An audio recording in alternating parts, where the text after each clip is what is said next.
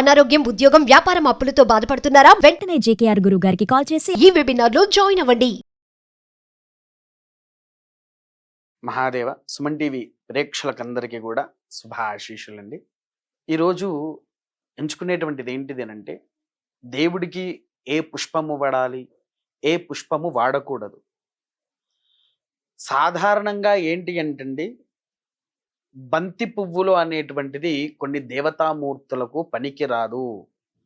అది ఎవరికి పనికి వస్తుంది అని అంటే, కేవలము వెంకటేశ్వర స్వామి వారికి, అయ్యప్పకు, నృసింహస్వామి మరియు గ్రామ దేవతలకు, వీటికి మాత్రమే బంతి పువ్వులతో పూజాధికాలు గావిస్తారు. మనం ఇంట్లో సత్యనారాయణ స్వామి వ్రతాన్ని ఆచరించాలనుకున్న అక్షితల బదులు బంతి పువ్వులతో అర్చన చేస్తే స్వామివారు సంతోషపడతారు. కానీ ఈ బంతి పువ్వులు కేవలం వీరికి మాత్రమే వాడాలి. ఎందుకనంటే విష్ణుమూర్తి, అయ్యప్ప అలంకరణ ప్రియులు కాబట్టి వారి కోసము బంతి పువ్వులు ఆచరిస్తూ ఉంటారు. అంతేకాకుండా మిగిలిన ఈశ్వరుడికి వచ్చేసరికి బంతి పువ్వులు నిషేధము, హనుమంతుల వారికి బంతి పువ్వులు నిషేధము. విన్నారా? ఇలా కొంతమంది దేవుళ్లకు మాత్రము ఈ పుష్పాలు వాడకూడదు. తర్వాత రెండవది, మొగిలి పుష్పము సుగంధముతో ఉంటుంది కాబట్టి సుగంధమైనటువంటి పుష్పాలు ఈశ్వరుడికి నిషేధము. కాకపోతే ఒక విషయం ఏంటి అనంటే, ఈశ్వర సర్వదేవతా అన్నారు కాబట్టి ఈశ్వరుడికి ఏంటి అనంటే మొగిలి పువ్వు కాకుండా సంపంగి అటువంటివి కూడా పెట్టవచ్చు. దానికి ఎటువంటి అభ్యంతరం కూడా లేదు. ఇంకొకటి, ఈశ్వరుడికి ముఖ్యంగా ఎంతో ప్రీతికరమైనటువంటి పుష్పాలు తిమ్మి పుష్పము, తర్వాత నల్ల ఉమ్మెంత అండి. మీరు ఎప్పుడైనా విన్నారో వినలేదో, లేదా చూసారో చూడలేదో, నల్ల ఉమ్మెంత అంటే పరమేశ్వరుడు వారికి ఎంతో ప్రీతికరమైనటువంటిది. ఆ పుష్పము ఎలాంటిది అనంటే, అవి 3 రకాలుగా వస్తుంది. ఒకటేమో సింగిల్ పుష్పం లెక్క ఇలా పొడుగ్గా వస్తుంది. రెండోది సింగిల్ పుష్పంలోనే ఇంకో పుష్పం వస్తుంది డబుల్గా, దాంట్లోనే మళ్ళీ 3 లేయర్స్ వస్తాయి అన్నట్టు. దాంట్లో డబుల్ లేయర్, ట్రిపుల్ లేయర్ 3 వస్తూ ఉంటాయి. ఈ నల్ల ఉమ్మెంత కూడా స్వామివారికి ఎంతో ప్రీతికరమైనటువంటిది. తర్వాత నీలి పుష్పము, ఆయన ఎప్పుడైతే విషాన్ని స్వీకరించాడో, తన కంఠములో ఎప్పుడైతే విషాన్ని స్వీకరించారో అప్పుడు నీలకంఠముగా మారింది. ఆ నీలకంఠేశ్వరుడికి శాంతి జరగాలి అనంటే, శాంతి చేయి కూర్చాలి అంటే గనక మనము ఎక్కువగా నీలి పుష్పాలు అనేటువంటిది స్వామివారికి అర్పణ చెయ్యాలి.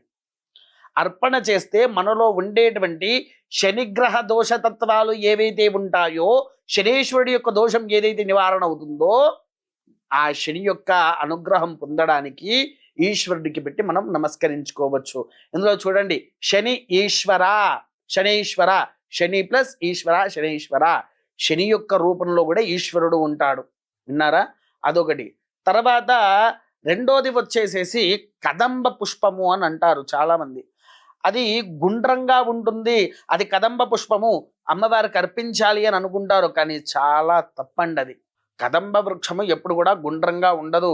ఈ ఉమ్మెంత పువ్వులు ఏ విధంగా అయితే ఉంటుందో, చిన్నగా తెల్లగా ఇంత చిన్నగా ఉంటాయి కదా, అదే విధంగా కదంబ వృక్షము ఇంతే చిన్నగా ఉంటుంది. అంతేకాకుండా ఆ పుష్పంలో నుంచి ఒక రకమైనటువంటి వాసన, ఏది నల్లి పురుగు అని ఉంటుంది చూసారా, ఆ పురుగు వచ్చినప్పుడు ఒక వాసన లాంటిది మన ముక్కుకి వస్తూ ఉంటుంది. గమనించారు కదా? ఆ వాసన లాగానే ఉంటుంది.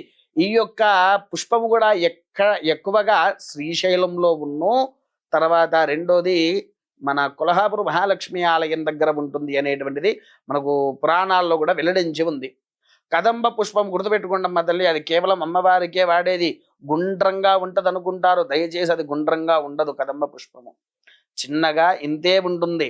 ఆ ఇంతే ఉండేదాన్ని కింద, అది ఇంకొకటి ఏంటి అంటే, చెట్టు మీద ఉండంగా అమ్మవారికి తీసుకుపోయి పెట్టేది ఏ పుష్పం పని చెయ్యదు, కదంబ పుష్పము. కదంబ పుష్పానికి ఎలా అంటే, ఈ పారిజాత పుష్పము ఏ విధంగానైతే ఉంటుందో అదే విధముగా ఉంటుంది. ఎలా? పారిజాత పుష్పము నేల మీద పడేసరికి, నేల మీద ఎప్పుడైతే పడుతుందో, నేల మీద పడ్డాక దాన్ని ఏరి తీసుకుపోయి మనం ఎలా అయితే దేవుళ్ళకు వేస్తామో, అదే విధముగా ఆ కదంబ వృక్ష పుష్పాలు నేల మీద రాలాలి. నేల మీద రాలిన తర్వాత చేతిలో ఎత్తకూడదు, మళ్ళీ దాన్ని ఒక పళ్ళెము కానీ ఒక బుట్ట కానీ ఏదన్నా తీసుకొని అవన్నీ తీసి దాంట్లో వేసి సంపూర్ణంగా అమ్మవారికి అర్పణ చెయ్యాలి. అలా అర్పణ చేస్తే మనకు సకల యోగ్యత పొందుతాము. తర్వాత ఈ తెమ్మి పుష్పాల్లో ఇంకో పుష్పం కూడా ఉంది, హనుమంతుల వారికి చాలా ఇష్టమైనటువంటిది. అది కూడా దాని వలె చిన్నగా ఉంటుంది, ఆరెంజ్ కలర్లో పూస్తుంది. ఆరెంజ్ కాషాయపు రంగులో ఉంటుంది ఆ ఒక్క పుష్పాన్ని. అది రాముల వారికి హనుమంతుల వారికి చాలా ముఖ్యమైనది. అంతేగా ఇంకో విషయం కూడా ఏంటి అని అంటే, వెంకటేశ్వర స్వామి వారికి, రాముల వారికి, హనుమంతుల వారికి తులసి ఆరాధన చాలా ముఖ్యమైంది.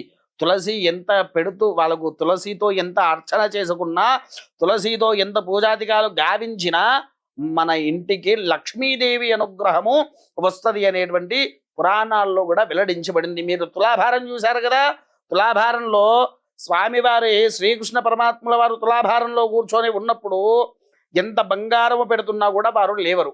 కేవలము ఈ యొక్క తులసీ దళం ఏదైతే ఉందో అది తీసుకువచ్చి దాని మీద పెట్టగానే లేచి కూర్చుంటారు. లేచి కూర్చున్నప్పుడు ఏంటి అని అంటే, ఆ తులసి అర్చన చేస్తే వాళ్ళ ఇంట్లో లక్ష్మీదేవి అనుగ్రహాన్ని కూడా పొందుతూ ఉంటారు. కాబట్టి అందరూ కూడా ఇట్టి పుష్పాలను స్వామివారికి వాడి విన్నారా, ఆ యొక్క అనుగ్రహాలను పొందండి. నల్ల ఉమ్మెంత వాడేటువంటి వారికి ఒక విషయం చెప్తున్నా వినండి, స్వామివారి యొక్క అనుగ్రహాన్ని తొందరగా పొందుతారు. ఈ నల్ల ఉమ్మెంత స్వామివారి ఈశ్వరుడి మీద పెట్టగానే మీకు అనుకున్న కోరికలు కూడా నెరవేరుతాయి. ఖచ్చితంగా 11 రోజులు పెట్టాలి ఈ పుష్పాన్ని. తర్వాత మీలో ఉండే చెడు శక్తి కూడా నివారణ అవుతూ ఉంటుంది. కాబట్టి ఇది ఆచరించండి.